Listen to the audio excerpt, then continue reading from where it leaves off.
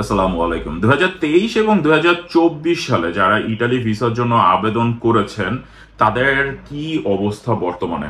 গতকালকে আমি যে ভিডিওটি বানিয়েছিলাম সেটা ছিল 2022-এর ফ্লুসিতে আবেদন করা 27 মার্চ 2023-এ যারা আবেদন করেছেন তাদের জন্য, এবং বর্ধিত কোঠায় অগাস্ট সেপ্টেম্বরে যাদের কাগজ উঠছে তাদের জন্য, তারা পাসপোর্ট উঠায় ফেলবেন কিনা। তো এখন 2023 এবং 24-এ যারা নূল্যাবস্থা পেয়েছেন, যারা আবেদন করেছিলেন নূল্যাবস্থা পেয়েছেন, তাদের সব থেকে বড় সমস্যা ছিল অ্যাপয়েন্টমেন্ট না পাওয়া। দ্বিতীয় প্রবলেম হইলো যে অ্যাপয়েন্টমেন্ট পাওয়ার পরেও কাগজপত্র জমা দিয়ে অনেকে বসে আছেন কতদিনের মধ্যে ভিসা হবে। আর একটা যে তৃতীয় প্রবলেম সেটা হলো অনেকে কাগজই পান না।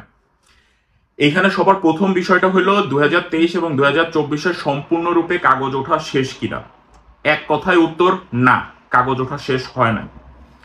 যারা আপনাদেরকে একটা এরকম গুজব ছড়ায় ফেলছে যে এই বলছে সব কাগজ ওঠা শেষ, ওই বলছে সব কাগজ ওঠা শেষ, যে তার ভিডিওতে বলতেছে যে সব কাগজ ওঠা শেষ 2023-এ 2024-এ, তাকে একবার শুধু আপনারা বলেন যে ভাই কে বলছে, এটা তার ভিডিওর একটা কাটিং অংশ আপনি এনে আপনার ভিডিওতে দেখান যে অমুক ভ্লগার বলছে যে 2023-2024-এর সব কাগজ ওঠা শেষ। গুড, মাথায় রাখবেন, বিশ্বাস করবেন না সবার কথা। দ্বিতীয় জিনিস, সবার এখন আমরা শিওর হইলাম 2023-2024-এর কাগজ ওঠা শেষ হয় নাই। 2023-এর ক্ষেত্রে আমি কি বলেছি আমার আগের একটা ভিডিওতে, যে প্রায় আপনার এগ্রিকালচারের সিজনালের 80-90% কাগজ প্রায় উঠে গেছে 2023-এর, এবং 2024-এর সিজনালের এগ্রিকালচার টুরিস্টিকের অ্যারাউন্ড 50-60%-এর উপরে আপনার কাগজ উঠেছে। আমার কথাগুলো ঠিকভাবে খেয়াল করবেন। সিজনাল ভিসা, স্পন্সর না, 2023 এবং 2024-এর সিজনাল ভিসা আমি কথা বলছি। কিন্তু এখনো 2023-এর কাগজ উঠবে, এখনো 2024-এর কাগজ উঠবে। স্পন্সরের কাগজ কত পার্সেন্ট এর কোনো হিসাব নাই, তখন এই পার্সেন্টেজ আমি দিতে চাই নাই, কিন্তু তারপরেও আপনাদের রিকোয়েস্টে একটা অন এভারেজ আমি, এটা আমার ব্যক্তিগত মতামত হিসেবে আমি বলছি, সম্পূর্ণ আমার ব্যক্তিগত মতামত, এর কোনো অফিসিয়াল কোনো ভিত্তিই নাই। এটা অনেক ধরনের, অনেক শহর থেকে কি পরিমাণ কাগজ উঠছে আপনারা মেইল করেন, মেসেজ পাঠান, সেগুলার বিচার বিবেচনা করে একটা আমার মতামত আমি দিছি, ঠিক আছে? কিন্তু একবারের জন্য আমি বলি নাই কখনো যে সম্পূর্ণরূপে কাগজ ওঠা শেষ। প্রথম কথা। দ্বিতীয় জিনিস, যারা এখন পর্যন্ত অ্যাপয়েন্টমেন্ট পান নাই বা অ্যাপয়েন্টমেন্টের জন্য ওয়েট করতেছেন, নূল্যাবস্থা পেয়েছেন বা কাগজ জমা করছেন, দেখেন সবার প্রথম জিনিস ভিএফএস গ্লোবালের আপডেট। আপনি যেই দিন কাগজ পাবেন, অর্থাৎ নূল্যাবস্থা আপনার হাতে পাইছেন,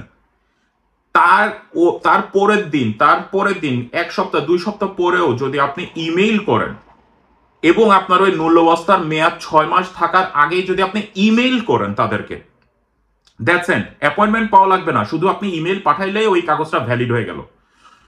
উদাহরণস্বরূপ আমি বলি, 2023-এর ডিসেম্বরে আমার আবেদন হয়েছে, ধরেন 12 ডিসেম্বর আমার সিজনালের আবেদন হয়েছে। আমি গিয়ে ধরেন ফেব্রুয়ারির 25 তারিখে আমি ধরেন কাগজ পাইছি, নূল্যাবস্থা আমার হাতে পাইছি, ঠিক আছে? প্রায় 3 মাস পরে গিয়ে আমি আমার সিজনালের কাগজ আমি হাতে পাইছি।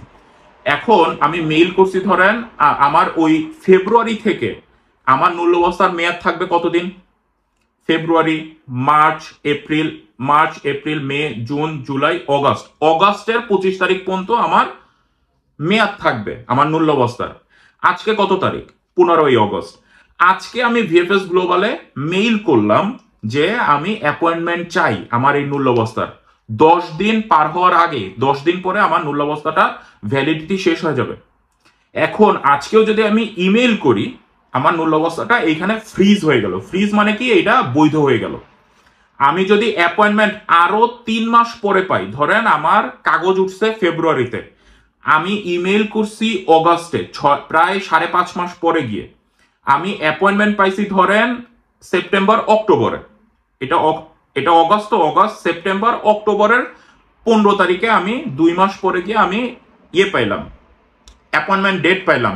আমার ফেব্রুয়ারির নূল্যাবস্থা, অক্টোবরে আমি ডেট পাইছি, 8 মাস চলে গেছে, নূল্যাবস্থা ভ্যালিডিটি শেষ হিসাব অনুযায়ী। কিন্তু যেহেতু আমি অগাস্টের 15 তারিখে ইমেইল করেছিলাম ভিএফএস গ্লোবাল বরাবর, আমার এই নূল্যাবস্থাটা ওইখানেই ফ্রিজ হয়ে গেছে, এইটা ভ্যালিড থাকবে, এটার মেয়াদ চলে যাবে না, ভয় পাবেন না। এর থেকে সুন্দর করে আর কেউ বুঝাই বলতে পারবে না। আমার কথা ক্লিয়ার? নূল অবস্থার ভ্যালিডিটি থাকবে যদি আপনি 6 মাস পার হওয়ার আগে ভিএফএস গ্লোবালে ইমেইল করেন। এটা তাদের দ্বারা লিখিত একটা রুলস, তারা নিজেরা এই আপডেট দিছে।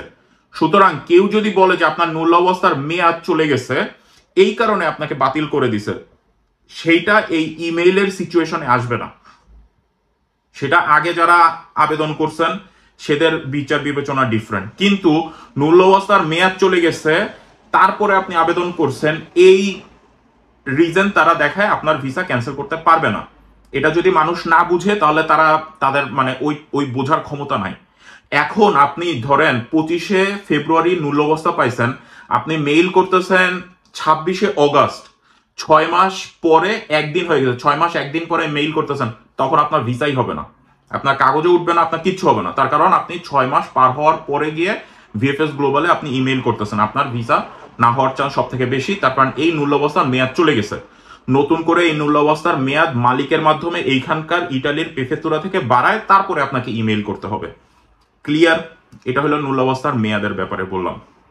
তার পরের ব্যাপারটা হলো অনেকেই ইমেইল পাচ্ছেন না। ভাই দেখেন, জুন মাসে তারা একটা আপডেট দিয়েছিল যে প্রায় 70,000 মতো ইমেল জমা পড়ছে।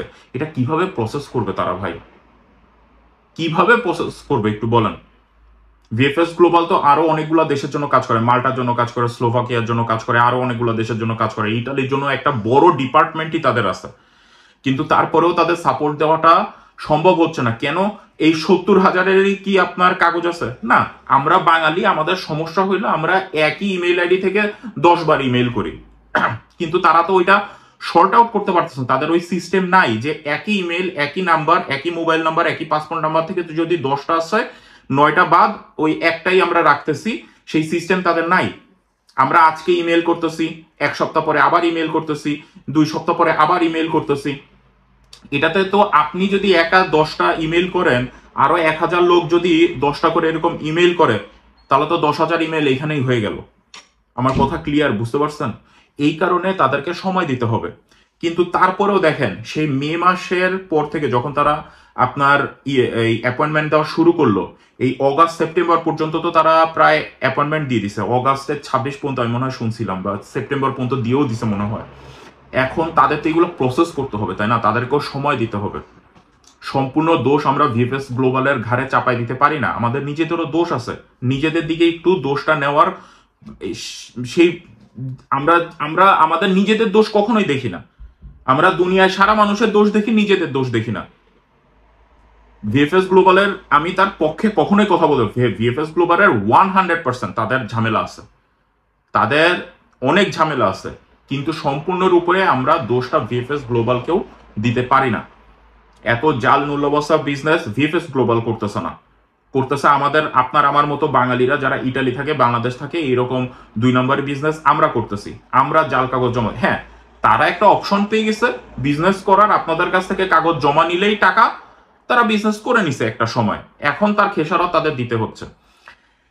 এখন এর সলিউশনের দিকে কিভাবে কি আসা যাবে দেখেন, বর্তমান সরকারের তো আপনারা জানেন সবকিছুই, বর্তমান যে এই পরিস্থিতি, আশা করি ভবিষ্যতে এই ব্যাপারটা আমরা আপনার আমাদের যে বর্তমান যেই উপদেষ্টা আছেন তিনি হয়তোবা তাদের নজরে এটা আনতে হবে, তাদেরকে এটা খোঁতায় দেখতে হবে। তার কারণ এখানেও কোটি কোটি টাকার বিজনেস, এখানে 200 লক্ষ টাকার বিজনেস না, এখানে কোটি কোটি টাকার বিজনেস, হাজার হাজার কোটি টাকার বিজনেস।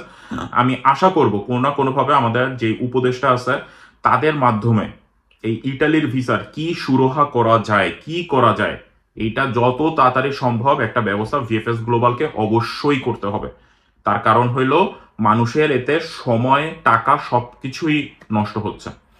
আশা করি ভিডিওটি আপনাদের ভালো লাগছে, ভালো লাগলে অবশ্যই শেয়ার করে দিবেন। কোনো কিছু না বুঝলে দয়া করে কমেন্ট করবেন, আর ভিডিওর নিচে কমেন্ট করলে আমি রিপ্লাই দেওয়ার চেষ্টা করব। আর যদি খুব ইম্পর্ট্যান্ট কিছু হয় তাহলে আপনারা আমাকে info.mrshifat@gmail.com এইখানে আপনারা ইমেল করতে পারেন, আমি চেষ্টা করব রিপ্লাই দেওয়ার জন্য। ভালো থাকবেন সবাই, দোয়া করবেন আমার জন্য। আজকের মতো বিদায় নিচ্ছি, আল্লাহ হাফেজ, আসসালামু আলাইকুম।